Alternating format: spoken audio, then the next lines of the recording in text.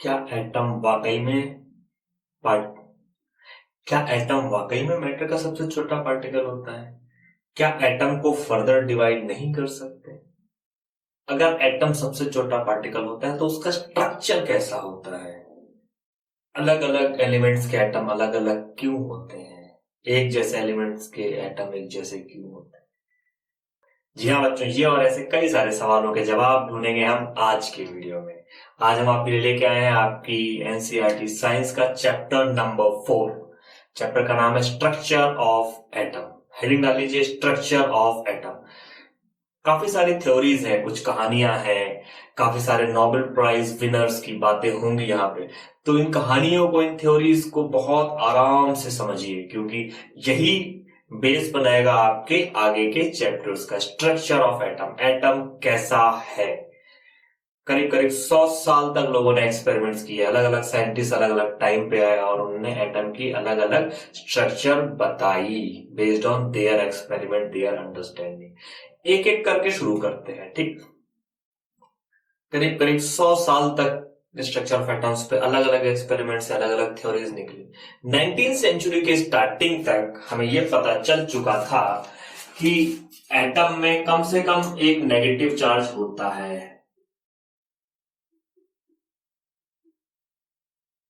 और उसको इलेक्ट्रॉन बोलते थे।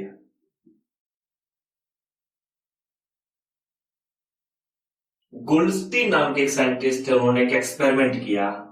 कुछ तो वो कर रहे थे लेकिन उनको मिला क्या वो बता देता हूं। उन्होंने क्या किया, दो इलेक्ट्रोड रखे यहाँ पे, इनको कनेक्ट किया हाई वोल्टेज से और करंट पास किया, और इसमें थी गैस। गैस क्या थी, गैस कैसी थी, कौन सी गैस थी? कोई सी भी गैस हो सकती है, लेकिन वो बहुत ही लो प्रेशर गैस थी।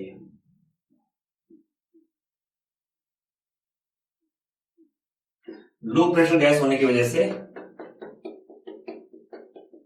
ये लो प्रेशर गैस है, बहुत ही कम प्रेशर है, मतलब बहुत ही कम पार्टिकल्स हैं गैस के इसमें। ये गैस डिस्चार्ज हुई और इसके बीच से इलेक्ट्रिसिटी कंडक्ट होनी शुरू हो गई। यानी कि इनके बीच में कोई कंडक्टर नहीं था, सिर्फ potential difference, high potential difference लगाया यहाँ पे, और इस बॉक्स में गैस बहुत कम करते गए, कम करते गए, कम करते गए, और इतनी कम करने के बाद, काफी कम करने के बाद इसमें से करंट फ्लो करने लग गया, डिस्चार्ज हो गई गैस। और इस दौरान इनको डिस्कवरी की इन्होंने पॉजिटिव पार्टिकल्स की। कैसे पार्टिकल्स की? पॉजिटिव पार्टिकल्स की। This experiment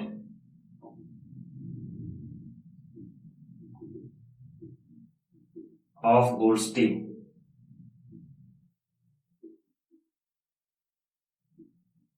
gave positive particles. Positive particles का कॉन्सेप्ट इस एक्सपेरिमेंट से मिला हमें, ठीक।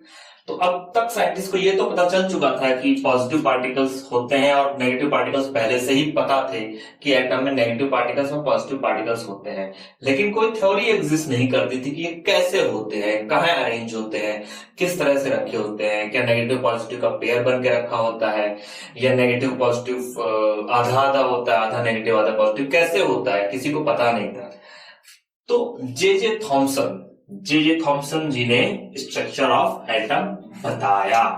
पहला मॉडल था जे जे थॉमसन का, लिख लीजिए, J J Thomson model of atom. J J Thomson ने क्या बोला?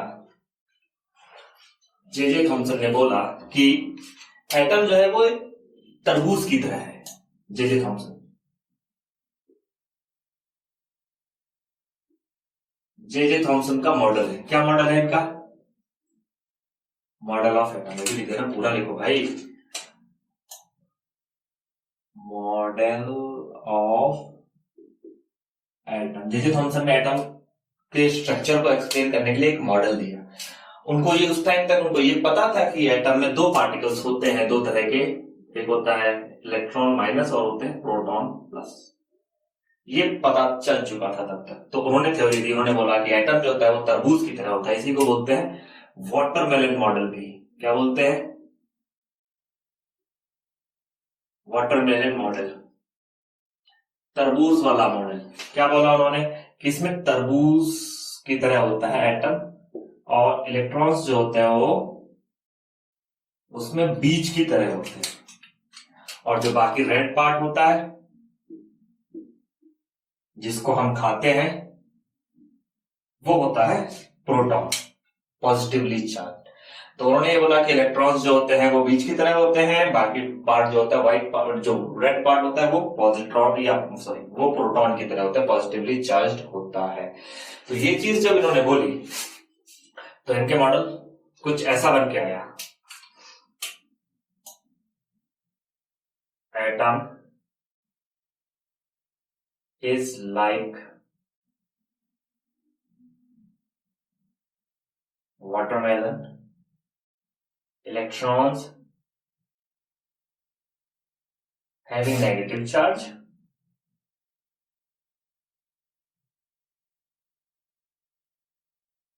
are distributed in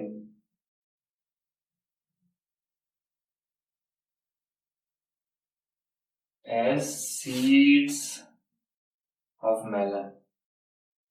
जैसे मेलन में बीज होते हैं वैसे ही इलेक्ट्रॉन डिस्ट्रीब्यूटेड होते हैं। All positive charge is evenly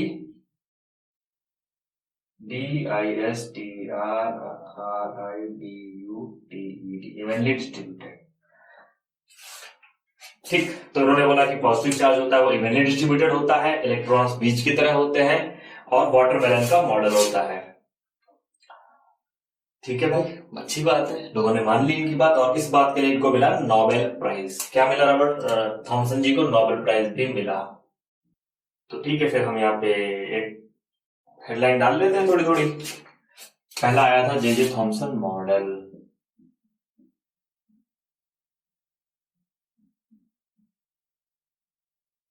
क्या बोला इन्होंने? वाटरमेलन। ठीक, ये दो चीजें इंपॉर्टेंट चीजें बताई इन्होंने। ठीक है, वाटरमेलन की तरह होता है और इनको मिला था नोबेल प्राइज। इसमें कुछ प्रॉब्लम्स थी। प्रॉब्लम्स क्या थी? ये अभी भी ये नहीं बताता था कि इलेक्ट्रॉन डिस्ट्रीब्यूटेड कैसे होते हैं, क्या रैंडमली पड़े होते हैं। ठीक है, ये चीज नहीं पता चल रही थी, और ये भी नहीं पता चल रहा था कि जो चार्ज डिस्ट्रीब्यूशन होता है पॉजिटिव प्रोटॉन का, उसके अलावा जो मास होता है एटम का वो कैसे डिस्ट्रीब्यूट होता है, ये भी नहीं पता था। तो मास के बारे में नहीं पता था, इलेक्ट्रॉन कैसे डिस्ट्रीब्यूटेड होते हैं वो नहीं पता था, बेसिकली स्ट्रक्चर अभी भी नहीं पता था। अभी भी ऐसा बस उन्होंने शेल बता दिया था कि एटम गोल होता है, ऐसे करके पड़ा होता है, स्ट्रक्चर अभी भी नहीं पता था। तो कोई बहुत ज्यादा वैल्यू एडिशन नहीं था इनकी इस थ्योरी से। और 10-12-15 साल के साइंटिस्ट के दिमाग में जब ये सवाल आए तो इन सवालों के जवाब जे थॉमसन मॉडल में नहीं थे। तो उस टाइम पे एक और साइंटिस्ट थे जिनका नाम है रदरफोर्ड। रदरफोर्ड एटॉमिक मॉडल आया। रदरफोर्ड ने एक एक्सपेरिमेंट किया बेसिकली। रदरफोर्ड ये जानना चाहते थे कि इलेक्ट्रॉन डिस्ट्रीब्यूटेड कैसे होते हैं, इलेक्ट्रॉन एटम के अंदर डिस्ट्रीब्यूट कैसे होते हैं। तो रदरफोर्ड ने किया क्या वो बताता हूं। हेडिंग डाल लीजिए, रदरफोर्ड एटॉमिक मॉडल। रदरफोर्ड का एक फेमस एक्सपेरिमेंट है, रदरफोर्ड गोल्ड फॉइल एक्सपेरिमेंट।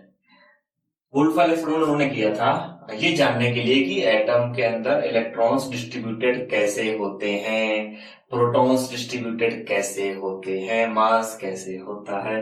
तो उन्होंने क्या किया, उनका सेटअप क्या था वो बता देता हूं। सेटअप, तो इनका एक सेटअप था ऑफ गोल्ड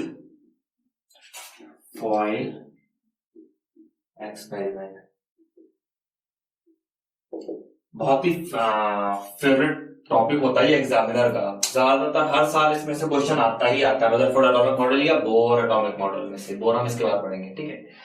तो इन्होंने एक गोल्ड फॉइल एक्सपेरिमेंट किया क्या इन्होंने गोल्ड फॉइल एक्सपेरिमेंट में? बहुत सिंपल सा एक्सपेरिमेंट किया। इन्होंने गोल्ड फॉइल ली, क्या किया इन्होंने? सबसे पहला स्टेप था इनका gold foil, very thin gold foil.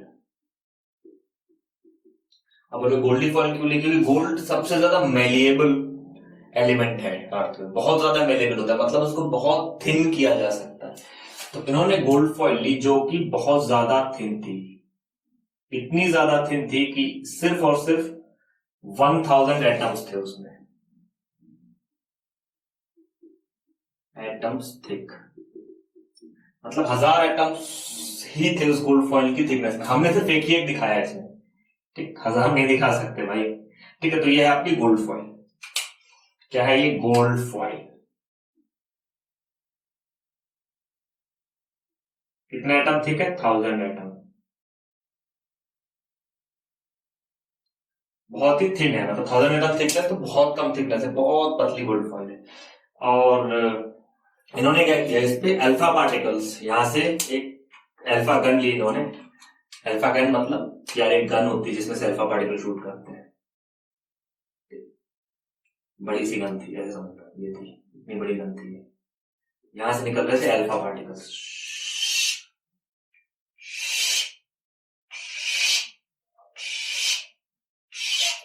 यहां लगा दी इन्होंने स्क्रीन। क्या लगा इन्होंने? स्क्रीन।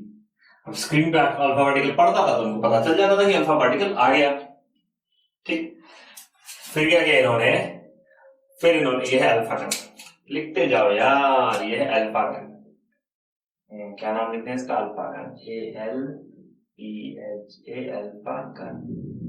अल्फा पार्टिकल्स को शूट करने वाली गन, ये है alpha particles. Alpha particle, alpha particle होता है क्या बाय द वे?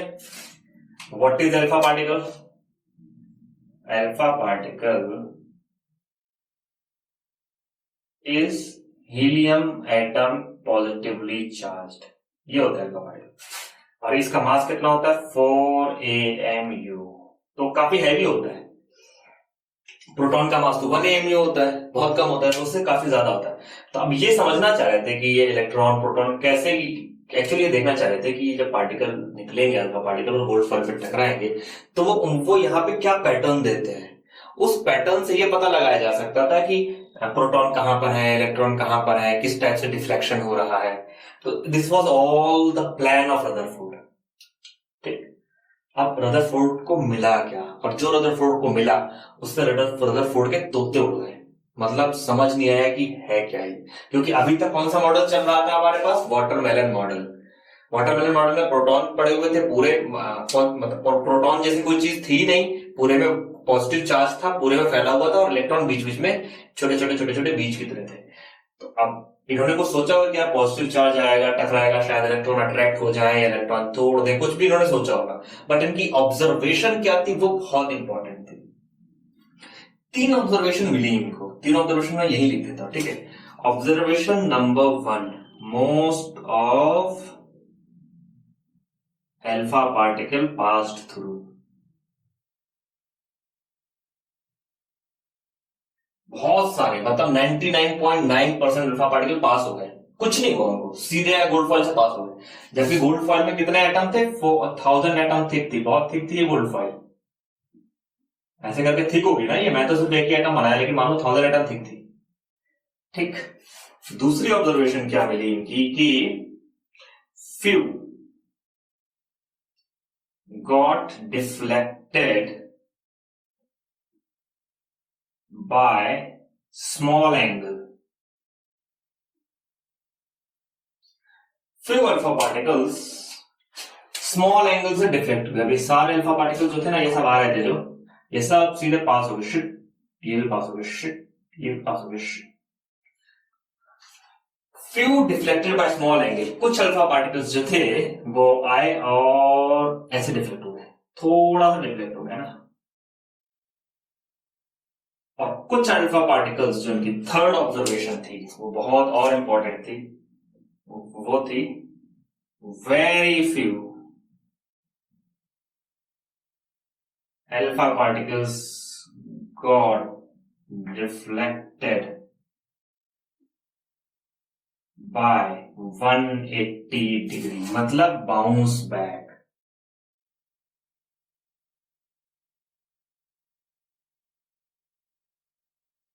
यानी कि बहुत कम, बहुत ही कम अल्फा पार्टिकल्स जो थे वो ऐसे आए और बाउंस बैक कर गए, 180 डिग्री पे वापस चले आए। So very few atoms, very few alpha particles got reflected. कितने थे? 1 in 12,000, 12,000 में एक अल्फा पार्टिकल जो था वो रिफ्लेक्ट हो रहा था, इतने कम। ठीक, तो ये थी ऑब्जर्वेशंस, 3 ऑब्जर्वेशंस। अब इन 3 ऑब्जर्वेशंस के बेसिस पे रदरफोर्ड के कंक्लूजन क्या निकलेंगे, ऑब्जर्वेशन है, फिर इसका कंक्लूजन होगा, और इन कंक्लूजन की बेसिस पर रदरफोर्ड का एक एटॉमिक मॉडल होगा। तीनों चीजें आपको अच्छे से समझनी है, ठीक है। तीनों चीजें बहुत रिलेटेड है और एटॉमिक मॉडल को पूरा करती है, रदरफोर्ड एटॉमिक मॉडल को। वो फाइनल एटॉमिक मॉडल नहीं है, लेकिन उसको पूरा करती है तीनों चीजें मिलकर। तो ये थी ऑब्जर्वेशन, 3 ऑब्जर्वेशन थी। अब इनसे कंक्लूजन क्या निकला? कंक्लूजन लिखते हैं, नहीं यहाँ पे तो मॉडल लिखेंगे। कंक्लूजन लिखने के लिए हम क्या करें, इसको डिलीट कर दें, यहाँ पे लिख लेते हैं कंक्लूजन, है ना, ठीक है। तो ये डिलीट कर देते हैं, यहाँ पे लिख देते हैं कंक्लूजन, ठीक है। तो कंक्लूजन,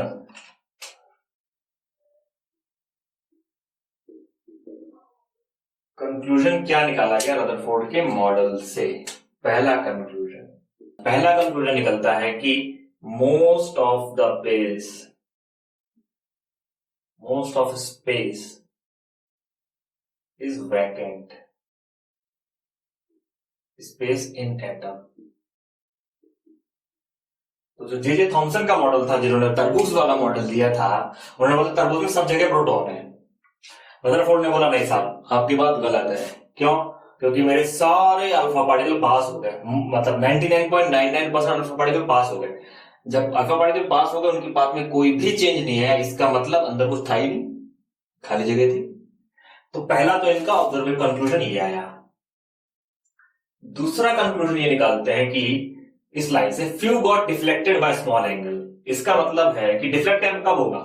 जब ये अल्फा पार्टिकल, बताता हूं क्योंकि इनके मॉडल में न्यूक्लियस का कॉन्सेप्ट है, तो मैं बताता हूं। अल्फा पार्टिकल जब डिफ्लेक्ट होगा तो किसी पॉजिटिव चार्ज के पास आया होगा और डिफ्लेक्ट हो गया होगा। उनका सोच मानना यह था कि शायद प्रोटॉन से डिफ्लेक्ट हो रहा होगा, लेकिन बहुत कम डिफ्लेक्ट हुए थे। इसका मतलब सारे प्रोटॉन एक ही जगह पे हैं, सारे प्रोटॉन एक ही जगह पे, क्योंकि बहुत कम अल्फा पार्टिकल डिफ्लेक्ट हो रहे हैं। यानी कि यहां पे समझ लेते हैं, मान लो ये अल्फा पार्टिकल आ रहा है, पॉजिटिव चार्ज है, ठीक है, और ये प्रोटॉन है, बहुत सारे प्रोटॉन रखे हुए यहाँ पे, है ना। तो अल्फा पार्टिकल इधर से आया और जैसे इसको पॉजिटिव चार्ज में लाइए ऐसे मूव कर गया। दूसरा अल्फा पार्टिकल अगर इसके पास से जा रहा है ऐसे मूव कर गया। तो जो थोड़ा बहुत डिफ्लेक्शन हो रहा था, वो deflection was happening because of the positive charge present at centre. तो इन्होंने ये बोला कि very few got deflected because of the positive charge present at center.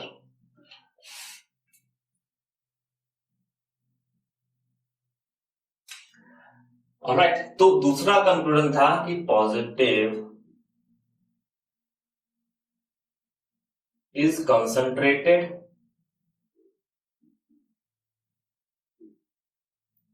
at center of atom, मतलब कि बीच में पॉजिटिव चार्ज है। बाद में उसका नाम क्या दिया गया? न्यूक्लियस, न्यूक्लियस नाम दिया गया। और तीसरा कंक्लूजन आया इनका इस ऑब्जर्वेशन से कि very few alpha particle got reflected by 180 degree. अब कोई अल्फा पार्टिकल जो कि पॉजिटिव चार्ज है और इसका मास है 4 AMU, वो अगर 180 डिग्री से रिफ्लेक्ट होता तो तभी हो सकता है जब वो सीधे सेंटर पे टकराए। और यहाँ पे बहुत हैवी आइटम होना चाहिए जिससे वो टकरा के वापस आ जाएगा, टकरा के वापस आ जाएगा। अगर ये छोटा आइटम होता तो दोनों टकरा के मूव कर जाते इधर उधर, लेकिन कोई ऐसा बहुत हैवी आइटम है जिससे अल्फा पार्टिकल टकराया और वापस आ गया, बिल्कुल एग्जैक्टली 180 डिग्री वापस आ गया, ठीक है। तो इसका मतलब बहुत हैवी आइटम है सेंटर पे। तो ये कंक्लूजन निकलता है इसमें कि almost all mass of atom is concentrated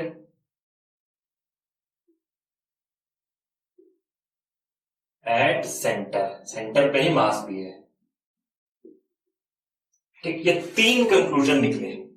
ये तीनों कंक्लूजन बहुत इंपॉर्टेंट है, इन तीनों कंक्लूजन के बेसिस पे ही आएगा रदरफोर्ड एटॉमिक मॉडल, ठीक। तो रदरफोर्ड एटॉमिक मॉडल यहां पे लिख लेते हैं आप, ये डिलीट कर देते हैं, समझाने के लिए किया था।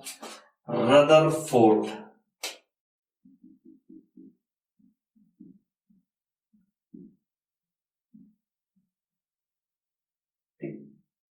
इन 3 ऑब्जर्व कंक्लूजन्स के बेसिस पे उन्होंने 3 पॉइंट्स दिए। वो 3 पॉइंट्स थे, there is positive charge concentrated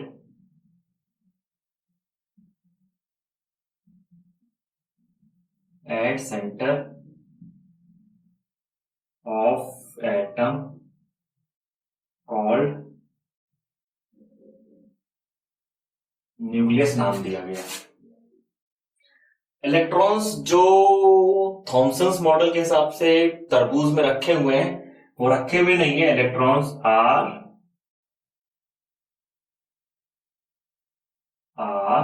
revolving around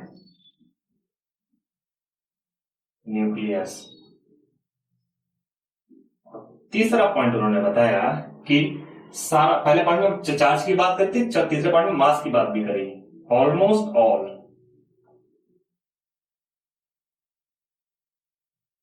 mass of atom is concentrated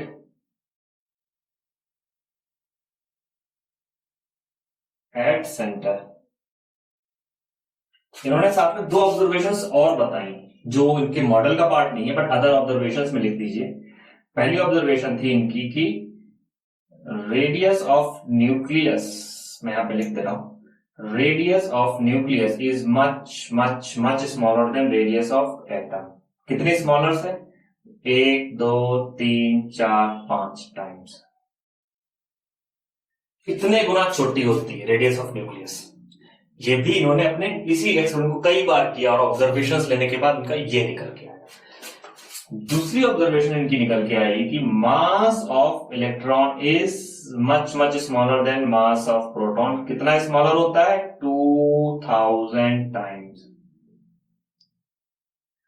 2000 गुना कम होता है मास ऑफ इलेक्ट्रॉन। तो ये ऑब्जर्वेशन भी रदरफोर्ड के एक्सपेरिमेंट से ही आई। इस एक्सपेरिमेंट को उन्होंने बहुत सारे सेटअप्स के साथ किया, गोल्ड की बजाय किसी और एलिमेंट को यूज कर करके किया और ये सारी ऑब्जर्वेशन निकाली और ये मॉडल दिया। ठीक, ये मॉडल समझ में आया। अब इस मॉडल में थी कुछ प्रॉब्लम। ठीक, तो प्रॉब्लम्स लिख लेते हैं यहाँ पे, वो भी जरूरी। मैं इसे डिलीट कर देता हूँ, कंक्लूजन में इसको डिलीट कर देते हैं, गोल्ड एक्सपेरिमेंट। ड्रॉबैक्स लिख लेते हैं यहाँ पे, फिर हम पूरा डिलीट करेंगे एक साथ। ठीक है, आप बनाते जाइए क्योंकि मैं डिलीट करता जा रहा हूं तो आप पॉज कर करके भी बना सकते हैं। यहां पे उनकी थी ड्रॉबैक। ड्रॉबैक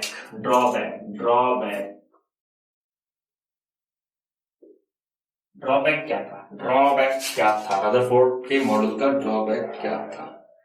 रदरफोर्ड ने प्रॉब्लम यह थी कि रदरफोर्ड ने बोला इलेक्ट्रॉन जो है वो यह न्यूक्लियस है, ठीक है, और इलेक्ट्रॉन्स के चारों तरफ घूम रहा है,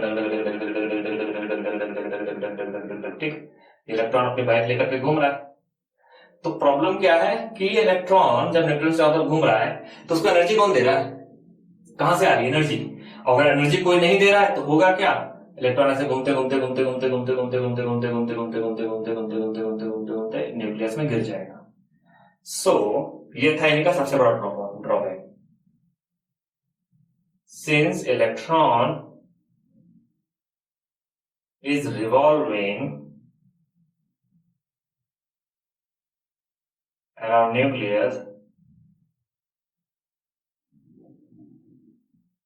from where it is getting energy?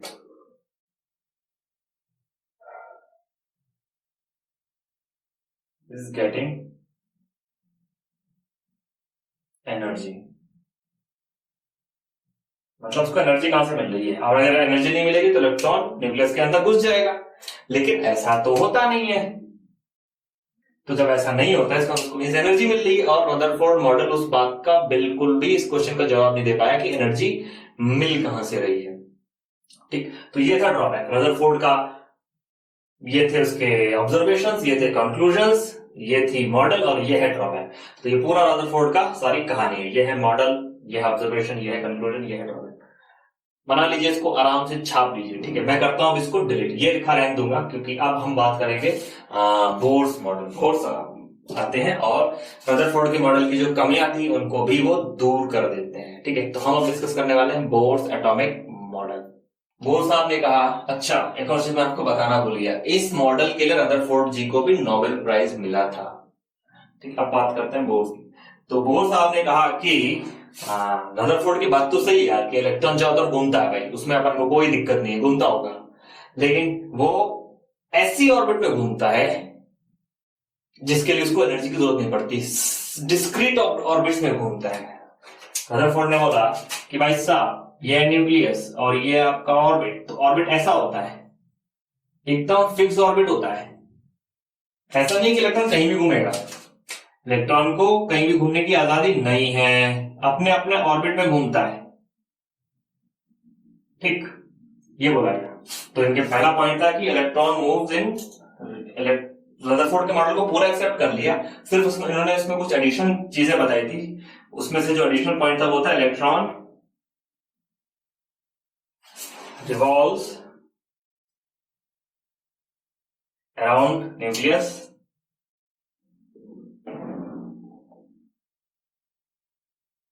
in fixed orbit, discrete, मतलब कंटिन्यूअस ऑर्बिट नहीं होती है, इस ऑर्बिट पे होगा फिर इसमें होगा फिर इसमें होगा, अलग अलग ऑर्बिट में ही मतलब अपने एक ऑर्बिट फिक्स ऑर्बिट में ही रिवॉल्व कर सकता है। ये नहीं कि बीच में कहीं पे यहां टहलते हुए पहुंच गया, यहां कैसे टहलते हुए पहुंच गया, यहां नहीं पहुंच सकता, या फिर यहां नहीं पहुंचेगा, या फिर इसमें होगा या फिर इसमें आएगा, बीच में कहीं टहलते हुए नहीं पहुंच सकता। तो ये था बोर का कंट्रीब्यूशन।